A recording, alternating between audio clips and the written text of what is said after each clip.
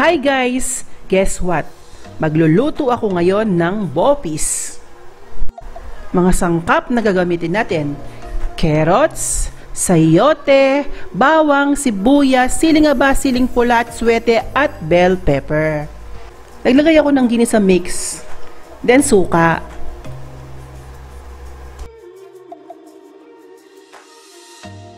Toyo naman. Pinaghalo ko na para balance ang lasa ng asim at alat. Then nahaluin natin.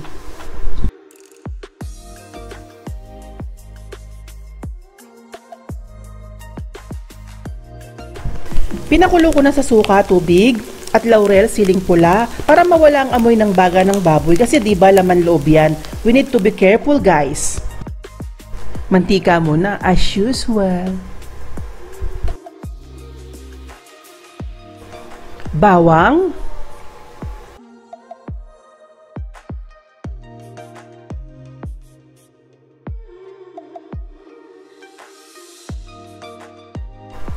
sibuyas,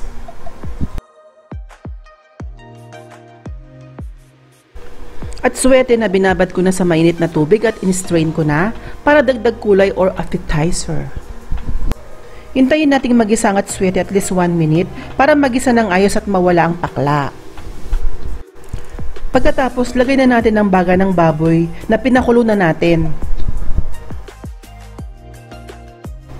Aluin lang natin hanggang sa ma-distribute natin ng atsuete at yung ang baga ng baboy na pinakulo na natin.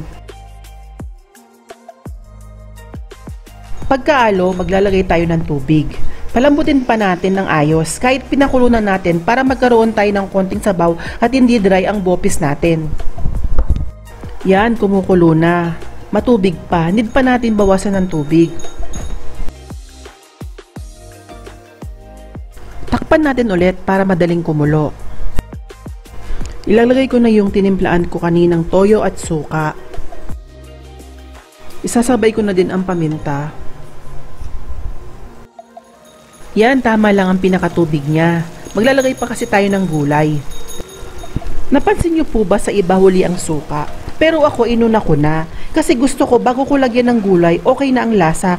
Para di ako halo ng halo. Baka kasi ma-overcook ang gulay at mawala ang ganda ng kulay. Lalagyan na po natin ng gulay. Carrots. Inuna ko ang carrots kasi mas matigas ang carrots.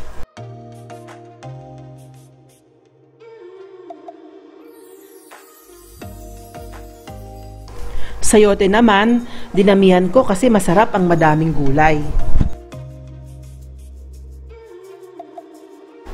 Haluhin natin.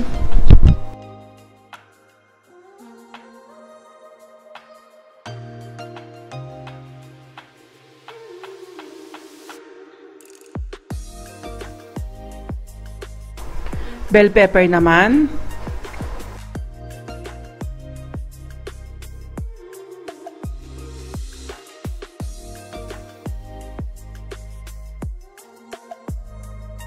Siling nga ba? Siyempre hindi mawawala yan kasi favorite ko nga yan.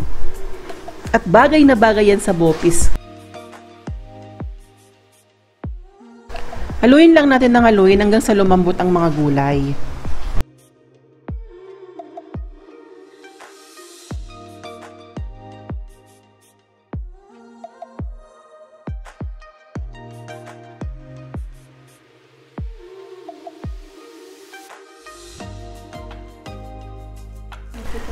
Yan o, nakakatakam na.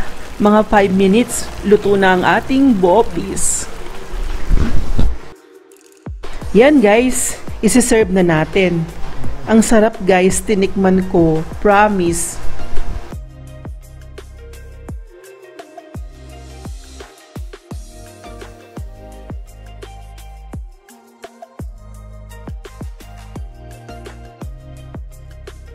Yan guys, okay na. Nilagyan ko pa siya ng sili na tamang-tama lang sa bopis natin.